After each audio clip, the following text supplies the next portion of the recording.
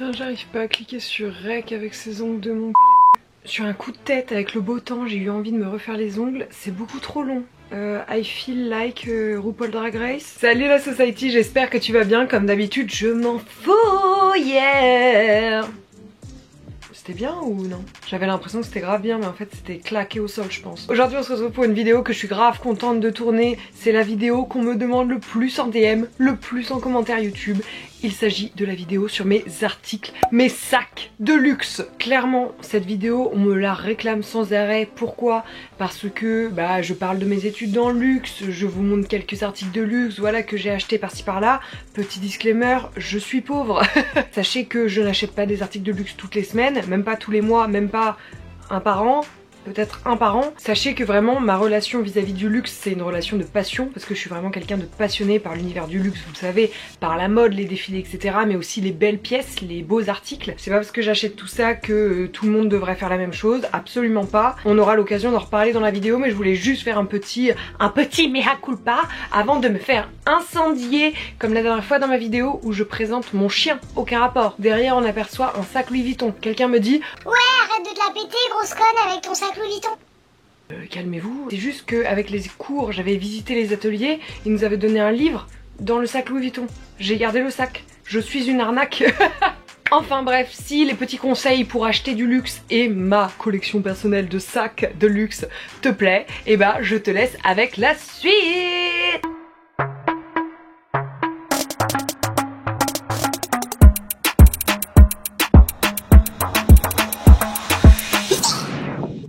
Ok, alors pour commencer, on va parler ensemble des différentes façons que j'utilise pour me procurer des articles de luxe. Comme je l'ai dit, je ne suis pas millionnaire, je ne suis pas milliardaire, je ne suis même pas centenaire.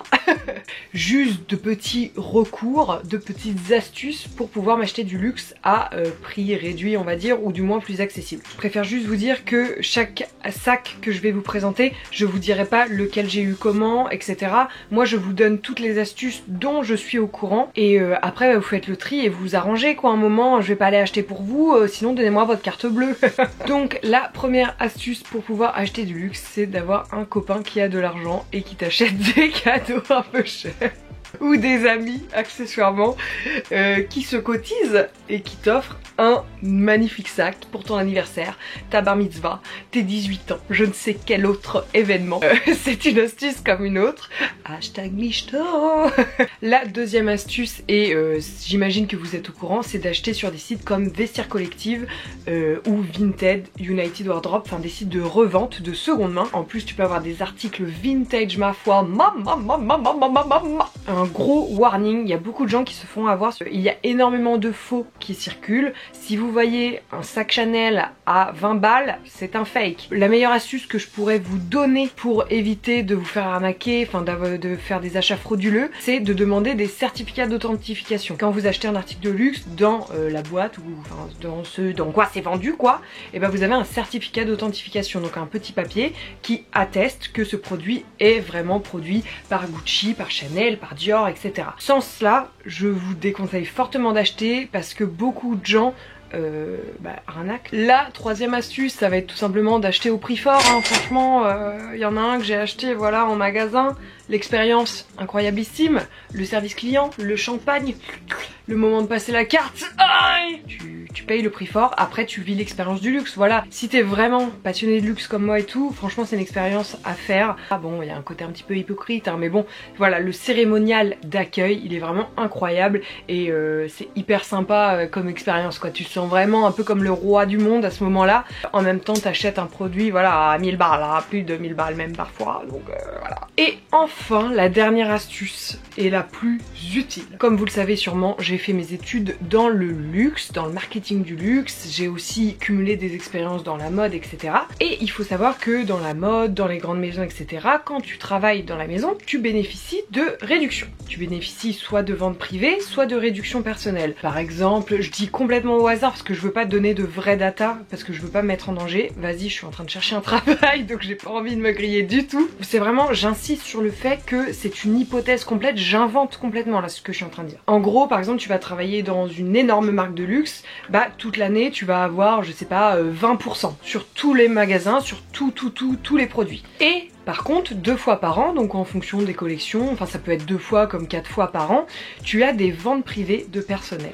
Les ventes privées de personnel, tu bénéficies de grosses réductions sur des invendus. Enfin c'est tout simplement un avantage salarial en fait quand tu travailles dans une boîte, bah c'est normal entre guillemets que les invendus, on vous les propose à vous, nos salariés qui travaillent toute l'année archi dur pour nous, à prix réduit, plutôt qu'à Pierre-Paul Jacques ou je ne sais quoi. Ça c'est une super astuce parce qu'en fait, que ce soit moi, que ce soit des amis, etc., quand tu évolues un peu dans le monde de la mode et du luxe, bah évidemment tu rencontres des personnes qui travaillent chez machin, chez nani, chez nana, chez cucu, chez vlala, ce genre de prénom. Et bah moi j'ai quand même beaucoup d'amis qui travaillent dans le secteur du luxe et de la mode, qui me font bénéficier quand ils peuvent de leur vente quoi, enfin de leur... voilà. C'est pas Jean-Phi de la compta que j'ai rencontré il y a 3 ans dans un stage qui me fait bénéficier de ces avantages, hein. Voilà. Ça va être une de mes meilleures potes, hein, ou un de mes meilleurs potes. Aussi, petite astuce, quand je repère une pièce que j'ai vraiment envie d'acheter, que ça soit en seconde main ou dans les collections actuelles en boutique ou sur internet, je vends énormément de vêtements, d'articles, même des choses chères parfois, que je ne porte plus ou qui selon moi ont moins de valeur, parce que tout simplement bah, j'ai envie d'économiser pour m'acheter une plus grosse pièce. Je sais que c'est pas du tout donné à tout le monde, quand j'en parle à mes potes, parfois elles sont vraiment ahuries par mon comportement d'acheter du luxe en fait, parce que c'est vraiment quelque chose que tout le monde ne comprend pas. Moi faut comprendre que c'est vraiment une passion le luxe, c'est avoir des beaux produits comme ça, c'est quelque chose qui me passionne, avoir une histoire derrière chaque produit, derrière chaque marque, etc. Enfin c'est vraiment, c'est ce qui me donne le feu en moi, tu vois. Et du coup voilà, parfois je sacrifie des très belles pièces que j'ai au profit d'une nouvelle ou d'une autre que j'ai repérée tout simplement. La vie est faite de sacrifices, je ne vous apprends rien. Le dernier point dont je voulais parler, donc c'est pas vraiment une astuce mais c'est plus un petit conseil finalement, donc c'est un petit peu une astuce finalement parce qu'astuce et conseil ça veut dire la même chose, hein, voilà. Il faut savoir que quand tu achètes du luxe, il y a certaines pièces qui avec le temps prennent de la valeur. Tu le vois sur des sites comme Vestiaire Collectif, tu peux acheter des sacs qui datent de 1953, qui sont beaucoup plus chers qu'à l'époque où la personne l'avait acheté. Il y a énormément de pièces voilà, qui sont soit rééditées, soit qui sont conservées et 20 ans plus tard ça devient des pièces iconiques. Donc un petit conseil quand vous achetez du luxe, soit acheter une pièce qui vous plaît vraiment bien sûr, soit vous pouvez acheter une pièce stratégique qui est une pièce finalement indémodable. Je pense par exemple au Kelly d'Hermès, je pense par exemple au sac iconique de Chanel, parce que certes c'est des pièces qui coûtent cher, mais sachez que si un jour vous achetez dans le but de revendre, et bah vous le revendrez toujours plus cher s'il est en bon état que quand vous l'avez acheté. Ok, maintenant on passe à mon moment favori. Je suis vraiment très excitée. Bon, je vais vous les présenter par ordre d'acquisition, donc le plus vieux jusqu'au plus récent. Pourquoi le plus récent? Parce que je l'ai vraiment reçu hier, avec le confinement et tout, ça a été reporté, je l'avais là. Je regrette pas l'attente là, c'est... wow, babyto. Wow. Alors, le premier article dont je vais vous parler, c'est un sac Off-White. Alors il s'agit du petit modèle traditionnel hyper classique de chez Off-White, j'en suis complètement fan. Vous voyez, je vous disais que c'est hyper important d'investir dans des basiques etc, surtout sur des premiers achats. Bah pour moi ça c'est tout simplement un basique Off-White. Faut savoir que moi dans le luxe je fonctionne vachement par coup de cœur et évidemment il y a des marques que j'aime de manière intemporelle, mais d'un défilé à l'autre, d'une actu à l'autre, j'ai grave des coups de cœur sur des marques tu vois. Et il y a eu un moment où Off-White a été mon gros kiff et j'ai eu ce sac, je l'adore. Donc c'est un petit sac en bandoulière, voilà. La bandoulière est absolument pas amovible ou enfin tu ne peux pas la raccourcir ni l'allonger, c'est ça que je voulais dire. On a également le petit, je sais pas comment ça s'appelle, qui est là, qui est vraiment un truc de stylisme hein. Et c'est vraiment un tout petit modèle. À l'intérieur t'as juste une petite poche pour les cartes et une petite poche zippée ici à l'avant. Il me semble que ce modèle est disponible en différents formats. Putain mais c'est quoi? Oh, et cette bandoule Off-White là, on ne s'en lasse pas, elle est trop belle. Regardez-moi cette diva sportswear. Faut savoir que moi mon amour pour les sacs de luxe vient aussi du fait que je trouve qu'un accessoire c'est ce qui habille énormément et ce qui peut changer toute une tenue. Et bah, c'est pour ça aussi que je me procure des sacs de luxe, parce que je trouve que quand tu rencontres des clients, un potentiel recruteur, des collègues, enfin voilà, des gens avec qui businessment tu peux parler. Ça fait son petit effet d'avoir une pièce de luxe, je trouve. Et puis bah tu peux te la péter en soirée aussi, et ça c'est super hein. Le deuxième article, je vous en ai parlé 600 fois. Il s'agit de mon Prada réédition 2005. Je ne m'en lasse absolument pas. C'est une matière vraiment un peu kawaii, si je puis dire. Sorry Prada. Avec des petits empiècements en cuir, je l'adore. Sur la bandoule, c'est marqué Prada, Prada partout. Et là, on a une petite poche à AirPod. J'ai un sac Prada, je n'ai pas de AirPod. Mais j'ai oublié de vous dire! Je suis tellement fan de mes sacs que je leur donne des prénoms. Donc j'ai oublié de vous dire, mais mon Off-White, c'est Monnier, tout simplement parce qu'il vient du site Monnier, qui est un site de vente d'articles de luxe. Et celui-ci s'appelle Berlin. Regardez, là j'ai enlevé la bandoule pour vous montrer ce que ça donnait sans. Berlin, pourquoi? Parce que je l'ai acheté durant mon voyage à Berlin. Rien de plus basique et je trouve que ça lui va extrêmement bien. Il participe d'ailleurs au prochain casting de la Casa de Papel. Il était plus dispo du tout en France quand je l'ai acheté. Et typiquement, c'est déjà une pièce qui se revend beaucoup plus cher qu'à l'achat. Donc c'est un très bon investissement et franchement je l'adore. Depuis tout à l'heure je vous parle de revente. Sachez que moi mes sacs j'ai pas du tout l'intention de les vendre. Je compte les donner à ma fille plus tard ou complètement les garder pour moi jusqu'à ma mort. D'ailleurs avec Inès on a dit que je me ferais enterrer avec mes sacs. Voilà. Donc ma fille si tu passes par là, sorry. Ou mon fils d'ailleurs. Hein. Et enfin le bébé. Je suis émue rien que de vous le montrer. J'ai l'impression de vous présenter mon enfant. Je suis depuis... Bah non, évidemment, je balbutie sur ça, non. Je suis depuis hier l'heureuse propriétaire d'un sac Chanel. Alors, faut savoir que, je le cache, hein, vous allez pas trop en voir tout de suite. D'abord, je vous raconte ma vie et après, vous le verrez. Faut savoir que j'ai fait mes études de marketing avec une copine, vraiment un binôme. On a été pendant 2 ans cul et chemise collés au cul l'une à l'autre.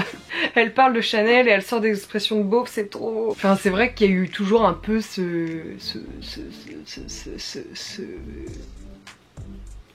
trouve pas le mot. Ce truc, enfin cette mentalité d'école du luxe, de genre bah quand t'as un Chanel c'est un peu une consécration tu vois, parce que enfin Chanel ça reste une des marques les plus traditionnelles et iconiques du monde du luxe et voilà, avec cette pote depuis toujours on s'est dit avoir un Chanel ça serait goal, tu vois, ça voudrait dire que bah, on aurait réussi notre vie parce que regardez je suis au chômage et j'ai un Chanel. Bon, je sais pas, ça veut rien dire mais pour nous ça voulait tout dire et ça veut encore dire quelque chose. Et du coup ce sac je l'ai nommé selon ma pote qui s'appelle Emma, donc ce sac s'appelle Emma parce que c'est tout simplement un espèce de rêve qu'on a eu toutes les deux. Alors ce n'est pas le traditionnel de chez Chanel, c'est un flap bag. Faut savoir que des modèles comme ça ils en ont vraiment plein, des différents mais qui se ressemblent un petit peu tous. Il est silver mais en fait il est un peu brillant et je vous jure qu'il a des reflets bleu, vert, mais il est magnifique, vraiment je suis trop fan. Enfin quand je l'ai eu hier, quand je l'ai reçu, j'étais à 2 doigts de pleurer tellement j'étais émotive. Il y a un espèce de petit effet là ici, je sais pas trop à quoi ça sert mais bon on adore, tout est validé de toute façon. Des petites poches intérieures pour mettre des stylos, bon vous voyez rien, et des cartes mais aussi une petite poche zippée. Et je vous jure que d'ouvrir le sac et de voir écrit Chanel, I'm shocking about. C'est vraiment Chanel Paris, je meurs d'amour pour ce sac, il est magnifique. Je vais le porter matin, midi et soir. Pour ceux qui m'ont suivi sur Instagram, sachez que j'ai fait un petit peu un burn-out hier, rien n'allait. J'avais mal à la tête, je ne faisais rien, j'ai fait canapé-lit. Je n'arrive même pas à dormir alors que j'avais une migraine horrible, ce qui m'arrive tout le temps. Bref, je m'éparpille. J'ai fait ma sieste avec ce sac, tellement je suis heureuse de l'avoir reçu. Ah, je l'aime, Emma. Enfin voilà, j'en ai que 3 pour le moment, mais j'espère vraiment que cette collection va s'agrandir parce que c'est un réel, une réelle passion quoi, vraiment que j'ai pour les sacs et pour le luxe. En tout cas, j'espère que cette vidéo t'aura plu. N'hésite pas à me poser des questions si tu en as. Je suis open à ta disposition. En tout cas, nous on se retrouve la prochaine fois pour une nouvelle vidéo, ma petite society. Je t'embrasse et surtout je te dis la bise.